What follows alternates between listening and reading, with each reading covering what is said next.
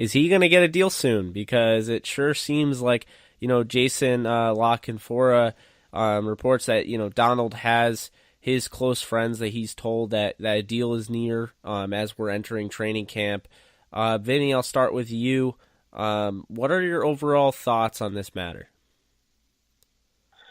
I do think that it gets done sooner rather than later, and for a couple of reasons. One, Aaron Donald's kind of boxed himself into a bit of a corner here by holding out of training camp last year. He takes that out of the equation this year as it relates to restricted free agency and unrestricted free agency, and time and service time put toward both of those distinctions. He almost has to come in at some point, or else he's going to put himself in a really bad negotiating position. And I think he understands that. I think he knew that. I think he knows that. I didn't expect any of this to get done during the off season. There's just really no reason to. You always wait till the last, basically the last minute, because you're trying to get the most amount of money, and there's no reason to rush into it when you don't have to. But I think that he's in a position now, based on what he did last year, where he doesn't really have much choice. Otherwise, he's gonna, put himself again in a bad position from a leverage perspective.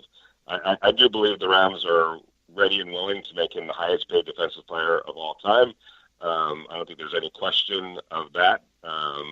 But if he's looking for quarterback type money as opposed to defensive player type money, then there's a bit of a problem. He's probably has been looking for that. I don't blame him. You always go for the gusto, but I think as we get toward training camp, I think they'll come a little closer to where to meeting in a place that's going to make both sides happy, and I think we're going to see Aaron Donald back in a Ram uniform sooner rather than later.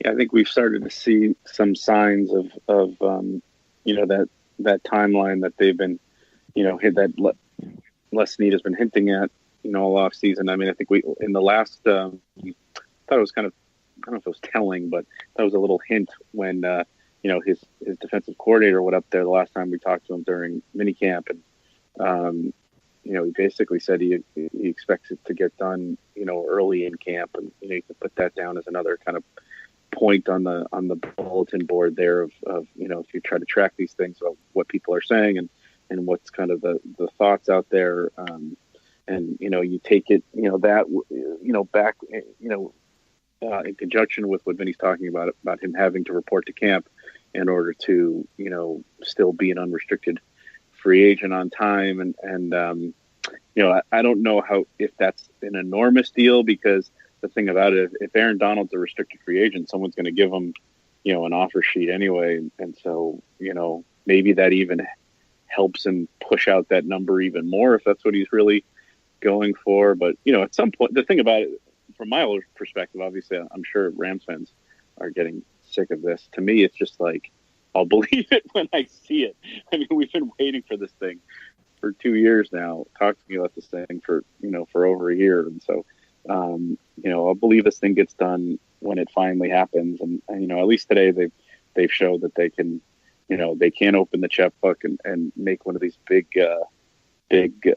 long-term deals happen and knock one of these dominoes down, because the biggest one is still staring them in the face, and they got to knock this thing down before the season starts.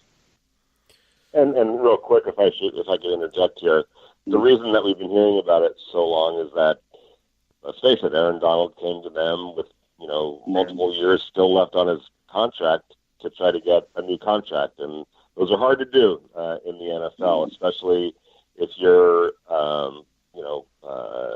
planting your feet in the ground in a major type way and expecting everything to be checked off your wish list. It's not going to happen in the NFL. You don't get everything that you're looking for when you still have 2 years left on his contract. And, oh, by the way, the 2 franchise tags potentially. You get everything that you're looking for or closer to it when you're out on the open market. So we're hearing about it because he came to them earlier, maybe not earlier than expected, but because of his situation where he was drafted, how good he's played, how much he's outplayed the numbers that he's making and the money that he's making. that's not to be unexpected, but to expect him to just get everything that he wanted was not realistic. So not a surprise that it has dragged on this long. No, it's not a surprise at all. And I remember the last time I had you on, you mentioned, and you've kind of, alluded to that earlier. You mentioned the idea that, this isn't really all about the Rams not paying him. It's more so, really, it's honestly a game of a cat and mouse with, Donald and Mac. I know every player, every great player at each position, they're trying to be the highest paid. It goes more about the money. There's just something about being the highest paid, and I mean we've seen it.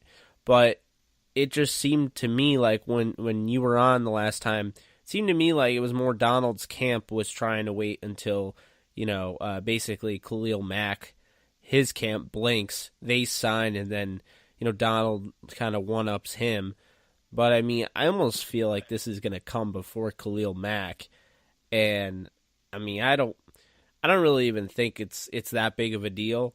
But I think the thing that I'm most interested to see is if it comes with that 3-year opt-out that was rumored. I don't know if so, then he's probably going to have to come down considerably on the guaranteed money in those first 3 years. There's always going to be a give and take. We would all like a brand new car under our Christmas tree, but what we want and what we end up getting are usually two different things. So if he wants that end of it, then he's going to have to give up something on the other end of it. And is he willing to do that? And if not, then, the Rams are in a good position again. They have him under contract for this year. Depending on how he plays his cards, they may have him under his cards without even having to use the franchise tag another year if he doesn't report in time to get restricted free agency, let alone unrestricted free agency.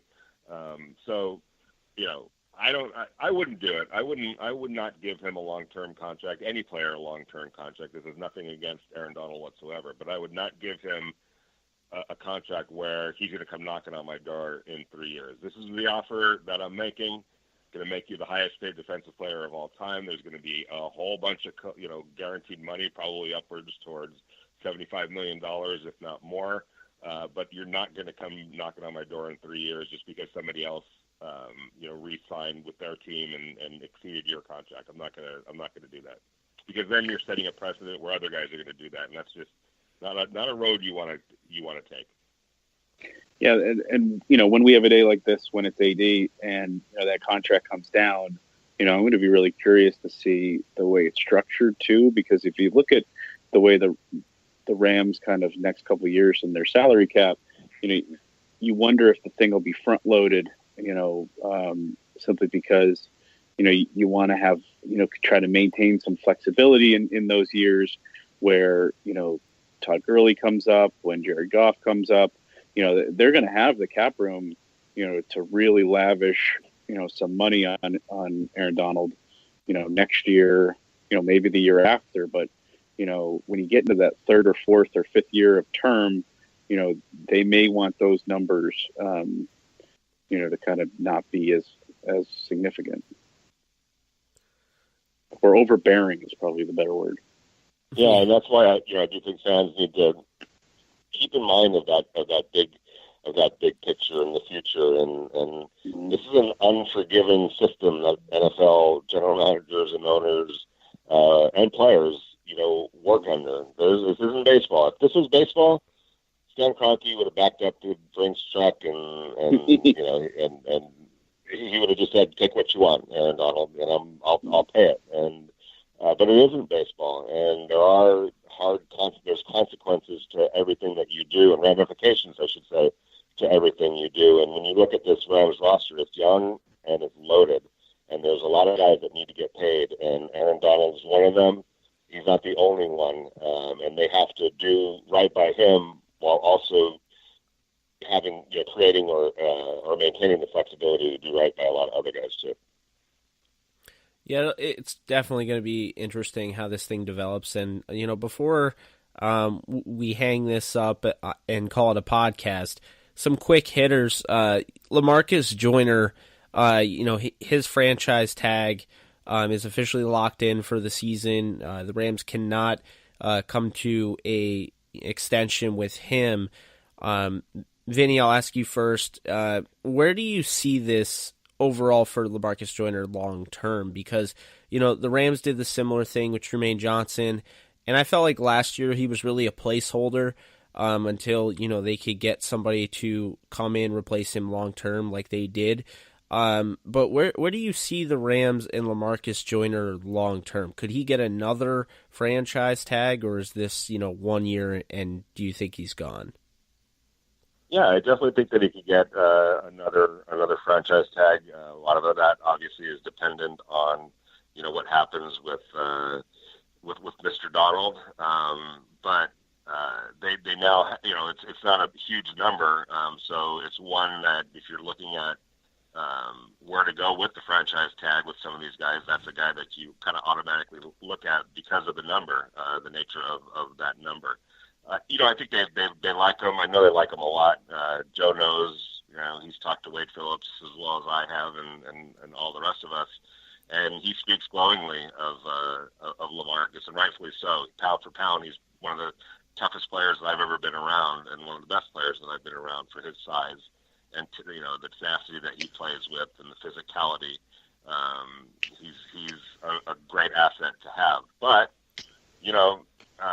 long range, that's hard to say. There's a lot of good young players on this roster that they want to keep here long term. The draft is always going to turn over and produce, quality players that you can plug in. We've seen that, or I think we're going to see that, and the Rams hope they're going to see that with Samson Ibukum, an outside linebacker, and Corey Littleton at inside linebacker. We saw John Johnson step in and start after a few games as a rookie last year. So to say long term, that's a tough call because money will come into play.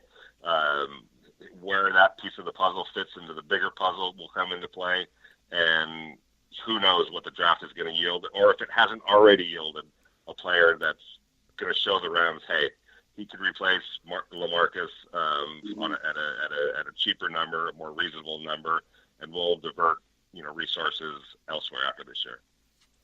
Yeah, I think LaMarcus is really kind of a fascinating case, because he's got that versatility, because he's not the biggest, because he's such a playmaker. I'm really excited to see what type of year he's going to put together, with those two new corners next to him. And, the other thing about it is that position. Committing a lot of money over term to a safety is not something that, a lot of teams in this league love to do. Certainly other positions are prioritized, the positions next to him.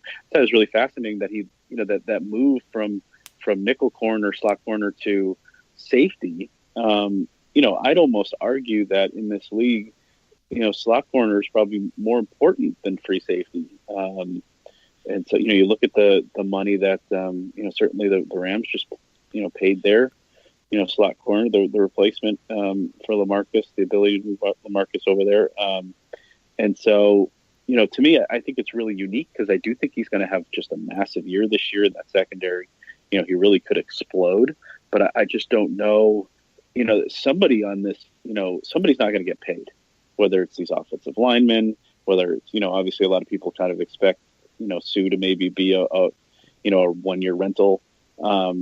Not everybody's going to be, as we learned with Trumaine Johnson, not everybody on this team is going to get paid.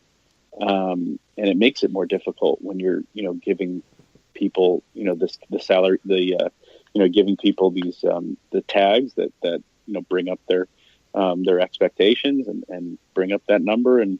But I do think he's a unique player. I think he's certainly I'm sure probably, one of our favorite guys to deal with. And he'll be missed if he has to move on. But, this is going to be a fascinating case. I certainly think he's one of the guys that, they may, be forced to move on from. But, if they can keep that tag available, he may be another guy who gets tagged one more year and then, they kind of don't have room for him on the cap sort of situation. Yeah, and I think that that's how I kind of see it